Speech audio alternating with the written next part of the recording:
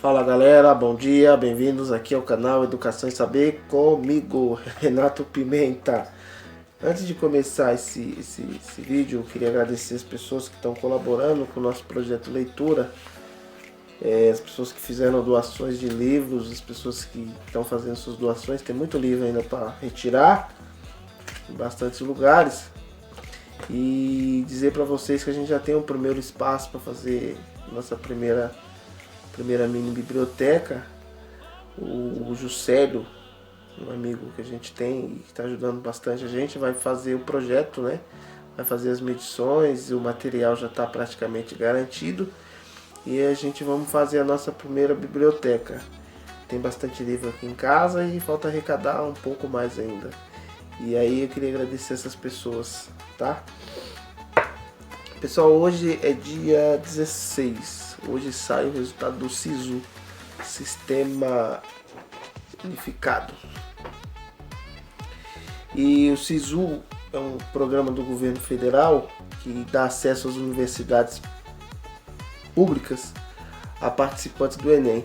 Então, sempre quando anteceder essas datas desses eventos, Enem, vestibulares, tipo FIES, ETEC e tal, nós vamos passar conteúdos aqui referente a humanas. Enem é muito importante você estudar humanas, né? Tudo que se refere a história, geografia, sociologia, filosofia também, sempre baseando em anos anteriores, né? No que é passado, no que é pedido, no que é cobrado, entendeu? Acredito que muito mais baseado a BNCC, Base Nacional Comum Curricular. É como se fosse um cronograma do Ministério da Educação que define o que será aplicado em sala de aula e, consequentemente, vai ser o que será pedido, né, nos vestibulares. Então, e toda data histórica,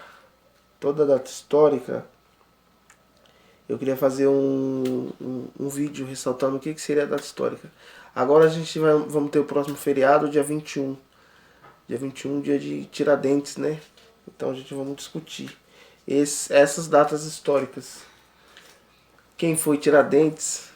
Qual foi a importância de Tiradentes? Se teve alguma importância? Foi herói, não foi herói? O que foi a Inconfidência Mineira?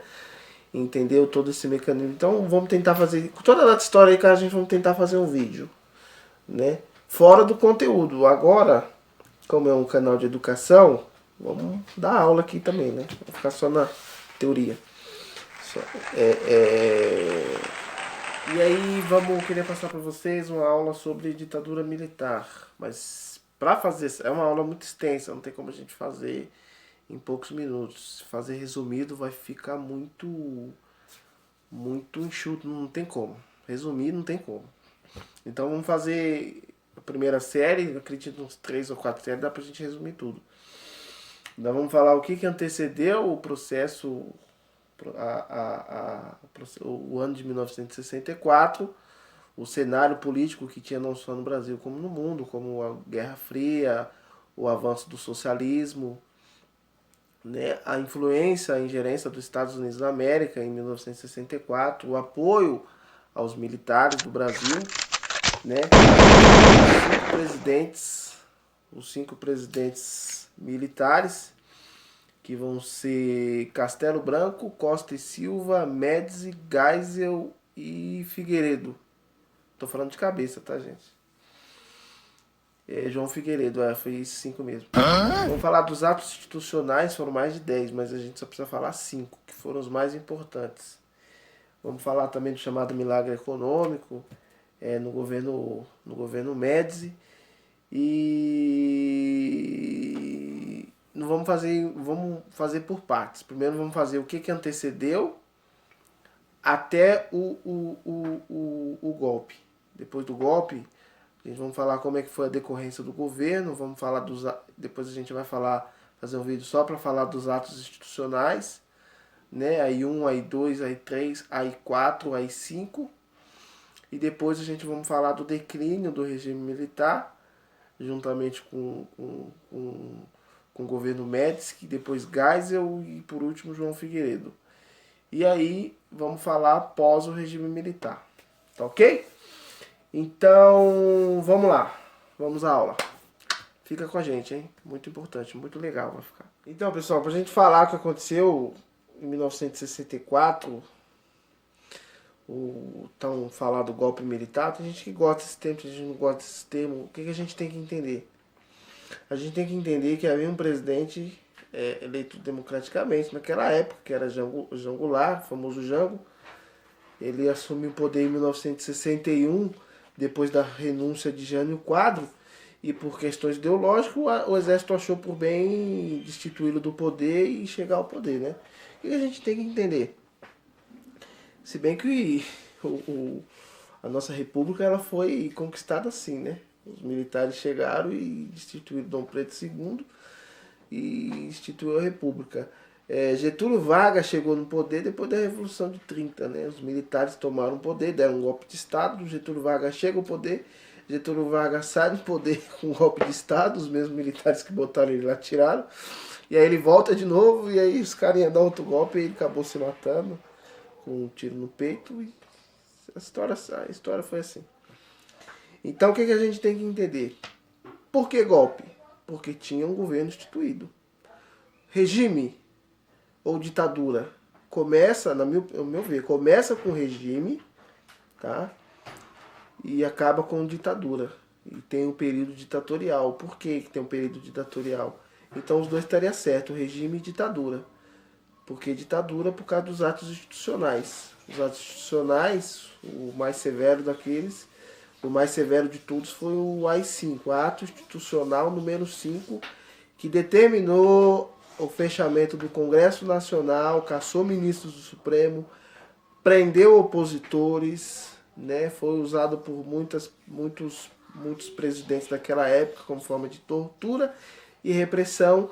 Então a gente tem que tratar como um regime ditatorial que ditava as regras. Quando a gente pensa na teoria de Montesquieu, a triplificação do poder, a gente vê o poder dividido em três: executivo, legislativo e judiciário. A partir do momento que só o executivo fala, só o executivo tem voz ativa, então você vê que não é uma democracia. É um poder ditatorial, que só um dita as regras, entendeu? Por isso que é correto a gente falar ditadura militar, ok? Porque no caso, quem ditava as regras era um presidente e era militar. Então ele sozinho ditava a ditadura. Militar porque ele era um militar. Na verdade eles foram vários, foram 5, né? 5 presidentes. Então primeiro a gente vamos fazer uma definição, o que antecedeu, por que os militares chegaram no poder, né? E como que fizeram para fazer essa manutenção de poder. Dura mais de 20 anos, se eu não me engano 21 anos. O declínio, o fim e pós-regime militar, tá ok? Agora é para valer, vamos lá. Então, pessoal, vamos lá. Para a gente entender o que aconteceu, por que os militares chegaram ao poder em 1964, nós temos que voltar um pouquinho antes, né, no período da chamada Guerra Fria, que foi um período que veio depois da Segunda Guerra Mundial, tá?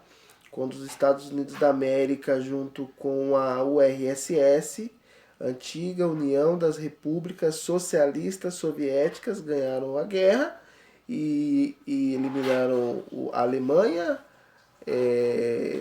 a Itália e o Japão, certo? Então o que acontece? Esses dois países, Estados, que hoje é a Rússia, a União das Repúblicas Socialistas Soviéticas, hoje é a Rússia, né? E aí o comunismo ele surgiu na Rússia durante o período da Revolução Russa, tá?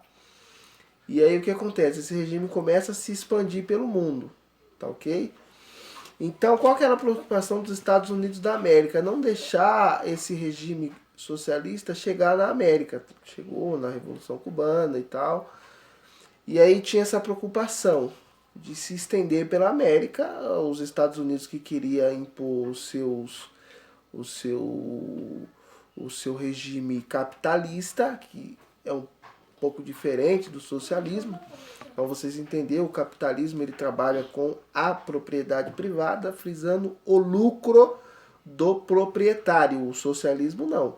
O socialismo trabalha em prol a sociedade como um todo e visa o lucro em sua esfera de fazer uma subdivisão na sociedade como um todo. Então o que a gente entende? A gente entende que o capitalismo é um sistema, o socialismo é outro sistema, que são completamente diferentes e que estavam entrando em choque no período da Guerra Fria. Então, o que a gente vai entender? Os Estados Unidos eles agiram com os militares por quê? Eles apoiaram os militares no golpe de 1964 por quê? Começa com o Jânio Quadro. O Jânio Quadro ele começa a se alinhar aos países comunistas daquela época, socialistas, União Soviética e China. E aí começa a ter uma movimentação, e aí isso causa um sinal de alerta aos Estados Unidos da América e aos militares, juntamente com alguns setores da sociedade brasileira, né? Alguns empresários, né? Setores das sociedades, tentam repelir a entrada desse sistema aqui no Brasil. E aí Jânio Quadro, ele já tinha mais ou menos esse viés, né, socialista. E aí, em 1961 ele renuncia, ele ficou 8 meses no poder, se eu não me engano, renuncia. O antecessor dele é Jango Goulart. Antecessor não, jumento, é vice. Inclusive, Jango ele estava na China, fazendo a pedido de Jânio Quadro, né? Jango ele estava na China em uma reunião com alguns líderes socialistas. Quando o Jango renuncia, há um certo clima de instabilidade. O exército se recusa em deixar o seu vice, que era Jango Goulart, assumir o poder. E no meio de todo aquele emaranhado, o Jango acaba voltando ao Brasil e assumindo o poder. Então veja vocês, tem um certo receio dos Estados Unidos da América em ter algum país na América submisso a esse sistema socialista.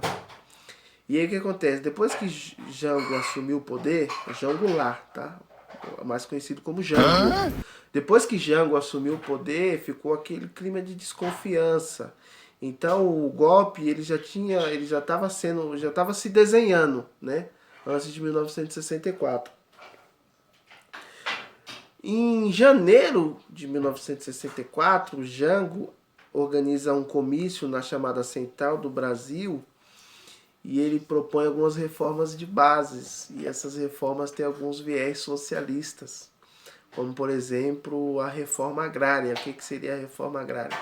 Seria a subdivisão de terras, né? Uma vez que o capitalismo, a propriedade privada gera em torno do lucro, com essa subdivisão de terras, o trabalhador do campo, né? O trabalhador ia ter um pedaço de terra para poder cultivar, fazer seus aparatos. E isso era muito questionado, principalmente pela sociedade capitalista do Brasil, né? Alguns setores empresariais que não queriam que isso acontecesse. E se percebeu que Jango estava tendo algum viés socialista. E aí, a partir daí, começa a se desenhar o golpe militar. Ok, pessoal? Só que os militares eles não podiam chegar e tomar o poder assim do nada. Não tinha como. Eles precisavam de um argumento. E aí, setores da sociedade, juntamente com o exército, organizaram um movimento chamado a Marcha da Família com Deus pela Liberdade. Esse ato foi em São Paulo, né? Muitas pessoas, milhares de pessoas foram à rua, tomaram as ruas, defendendo a deportação de Jango. E aí, em março, tropas vindo de Minas Gerais, até Brasília. E aí, dia 31 de março, o Jango faz seu último discurso. Nesse mesmo dia 31 de março, o Exército dá início ao golpe militar, com tropas saindo ali de Minas Gerais. Fih, você já falou, fala outra coisa. Eles caminham sentido ao golpe. O golpe ele foi concretizado mesmo no dia 1º de abril de 1964. Tá, pessoal? Dia da mentira, é? Então, aí é até o golpe. A próxima aula, o próximo vídeo, nós vamos falar do período de 1964 em diante, os 5 presidentes militares, os atos institucionais e o declínio do regime militar. Tá ok? Aguardo vocês na próxima aula. Um abraço aqui do canal Educação e Saber. Educação em primeiro lugar. Falou, pessoal!